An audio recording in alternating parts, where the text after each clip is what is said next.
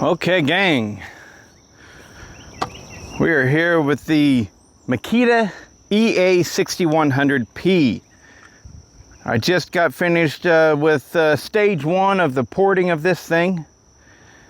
And what I mean by that, very basic stuff is what I mean. I didn't touch the exhaust, I didn't touch the intake. I just machined a little bit out of the squish so that I could remove the base gasket. And so now, and I will talk more about that later, but I did raise the transfers. Transfers are at 120. And I did some work on the piston as well. So I'm going to do my initial fire up. I haven't started this saw yet. As far as I know, this saw has only been started from the factory. No one else has actually ran it at all. It's a brand new saw.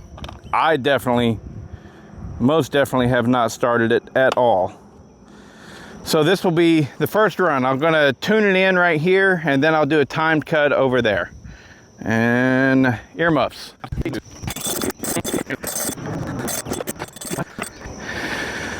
This is why you always do the initial test at the garage.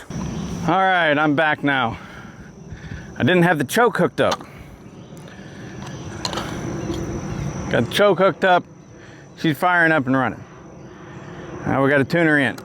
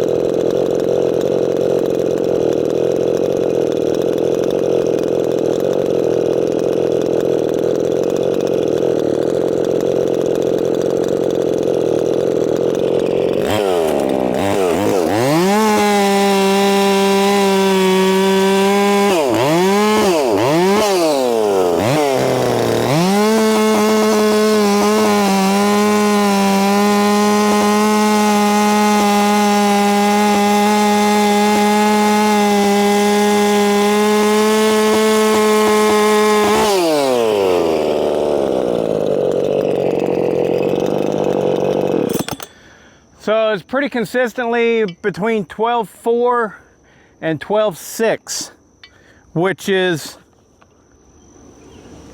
on point. Better than I thought it would be. All right, timed cut.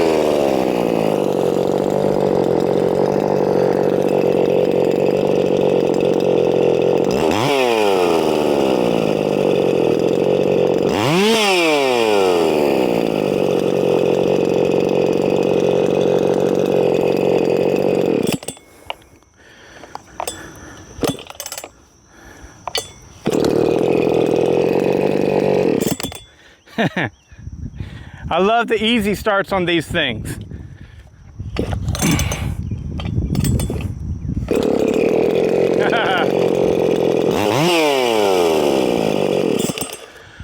All right, so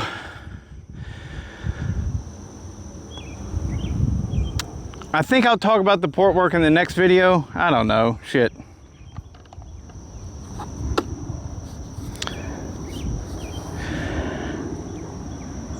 So I didn't touch the exhaust. I didn't touch it. I didn't clean it up. I didn't raise it. Nothing. I did a small amount of machine work, just enough so that I could remove the base gasket. All right. You have to cut, there's a ring on the combustion chamber of these things. I cut that ring out, and that allowed me to drop the cylinder. I removed the base gasket. That's it. I didn't touch the intake either. All I did was remove material from the bottom of the piston and from the sides of the piston and the sides of the lower transfers on the cylinder. And then I raised the transfers to about 120 degrees. So my exhaust is at about 103. I wanted to keep it that way to see if it would still pull the RPMs that the last one that I built pulled, which it pulled about 12,500 RPMs, and it had a 96 degree exhaust. So I had total plans of going right back into this thing and doing more stuff to the cylinder.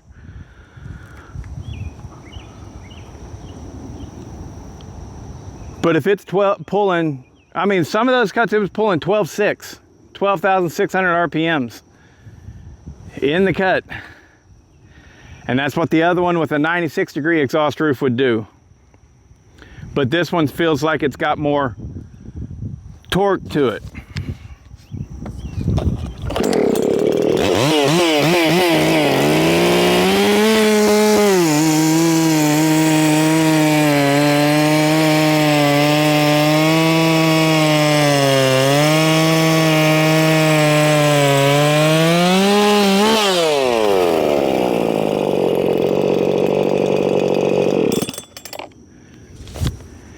It didn't fall on its face, and I didn't have to readjust and let it get the RPMs right back up. It just knuckled down and pulled, which is exactly what you want with a work saw, you know? And so even though I was fully determined that I was going to go right back into that thing,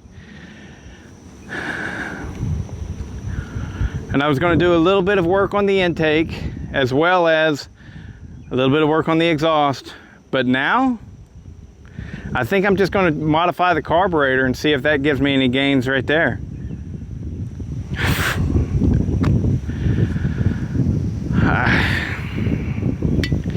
Listen, everybody does things differently, and I get that. And maybe everyone does things exactly the way that I'm doing it, and they start off by not doing much at all, seeing what kind of gain that gives you, and then doing more and doing more and doing more. But what it seems to me is that most people just go in there and do a whole bunch of shit that's unnecessary. That thing runs amazing. I mean,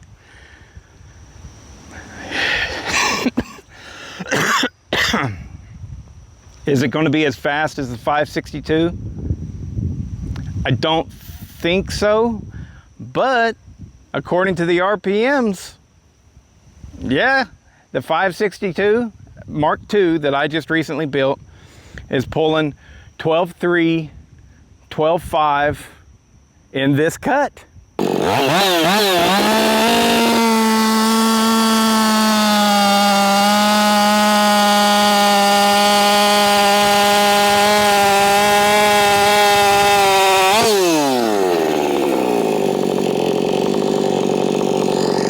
12,300. So in theory, this is going to be just as fast. It's going to be right there at it, at least. It'll be interesting. That is a different chain. If you guys are wanting to go back through and measure and see what the 562 did in this log versus this 6100, that is not the same chain, okay? That is a chain that was actually built by John Riley, and it's one of those that's a tri-link. It's a cheap chain. He just wanted to see if he could make one of these fast, and it cuts well. It cuts very well, but who knows if it cuts better or worse than the chain that I was running on that 562. And I know you go, well, hey, test them. I will, but specifically these 60cc saws, I'm not going to have any direct head-to-head comparisons until I do my 60cc shootout, and that's coming in September. But it's a completely fresh build. It's a brand new saw, brand new. Aside from being ran at the factory, that saw has not seen fuel, you know, and so it still has to break in. That freaking runs great. It doesn't feel as fast as the one that I built for, I believe his name, his YouTube login name or whatever is Muskie Carpenter. And his had the 96-degree roof, and it was just a fluke accident, really. But 96-degree roof is what a lot of people do, and they make a really fast saw. So there's nothing wrong with it at all. This one doesn't seem as fast as his did, but that could be because it was wanting to run at the peak, and this thing has a broader power band. I don't know what to say. Other than I'm freaking stellar happy with this. I'm going to go back and I'm going to do a carburetor mod and see if we can get it to go even a little bit faster. And I don't think I'm going to pull that cylinder off. Freaking runs great. That's another win in the book.